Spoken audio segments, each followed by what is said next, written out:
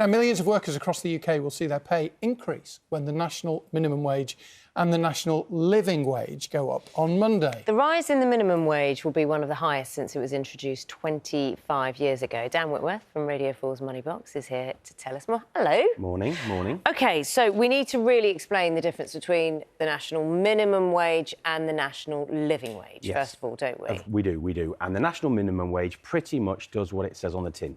It sets a minimum hourly rate that people must be paid. You'll remember it was introduced in 1999, and that set a minimum hourly rate. Now, the national living wage, that was introduced in 2016, and that set a higher hourly rate, but only applied to those aged 25 and over.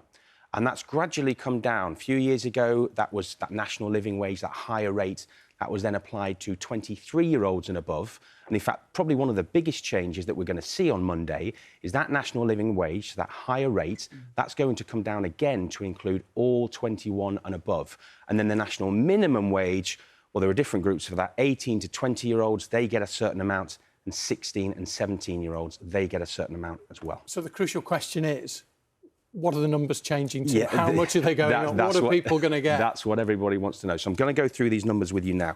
So the national living wage, you'll remember that's for people 21 and above.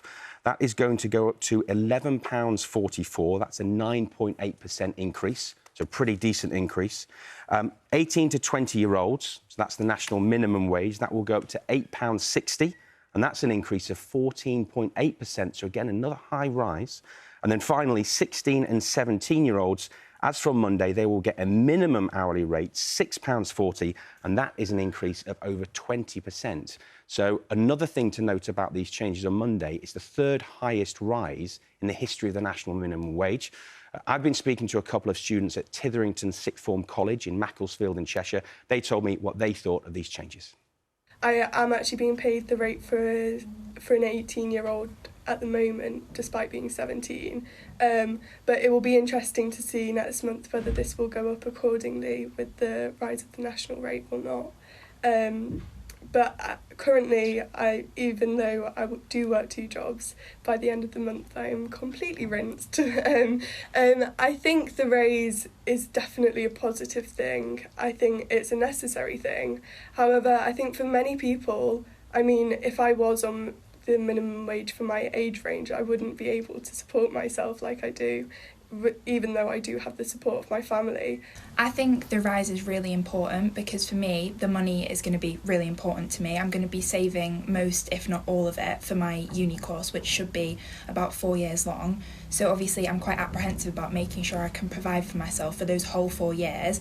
And I think, you know, like Amelie was saying, some parents, like luckily my parents, will be able to support me, but I still need to be able to earn some money to save for myself, even with their money and with maintenance loans. Who decides all this? So it's a bit of a complex process, but it's simplified as much as it can be. There's something called the Low Pay Commission, and that is sort of under the auspices of government, but independent of government, and that makes recommendations about what these minimum hourly rates should be set at.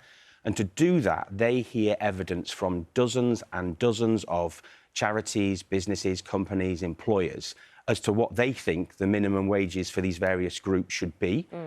I've been speaking to a lady called Laura Jane Rawlings. She's the chief executive of something called Youth Employment UK, which, again, you guess from the name, it sort of, campaigns for good rates of pay, among other things. And basically, she told me what she thought particularly about this lowering of the national living wage to include 21-year-olds and above for the first time. A really big move. We would still probably argue, as would young people, that actually at 18 you're classed as an adult in this country, and so the discrepancy still between the 18 and the 21 rates could be argued, and actually why in some roles when skill and experience isn't kind of the factor, are we discriminating against young people just simply based on their age? So possibly still somewhat to do on that age rate, but a great step forward certainly for young people. And just a final thought around this discussion. I mean, I just about remember, you guys will probably remember as well. Oh, thanks. When I definitely will. when the national minimum wage... Come on, Nagger, I'm trying to be serious here. When the national minimum wage was introduced, but you remember, it was such a political football. Yeah. It was such a hotly contested political area. And now the national minimum wage enjoys much more widespread support, cross-party support. There's been a lot of hypothesising a long time, 20 years basically, about if higher wages mean fewer jobs. Well, I was speaking to a chief economist at the Joseph Rowntree Foundation. There's more on that on Money Box, Radio 4, 12 o'clock. And he was basically saying there's no evidence for that so far. They're looking for it. It's not there. So these higher wages, these raises in the minimum hourly rates, they're a good thing for a lot of people. Enjoy the programme. Thank you. We'll kind of get our Zimmer frames and hobble off a little later. I didn't mean it like that. Yeah, better next week. Yeah, OK. Yeah, okay. Chocolates, Right. Easter weekend Okay. chocolates. Dan, thank you.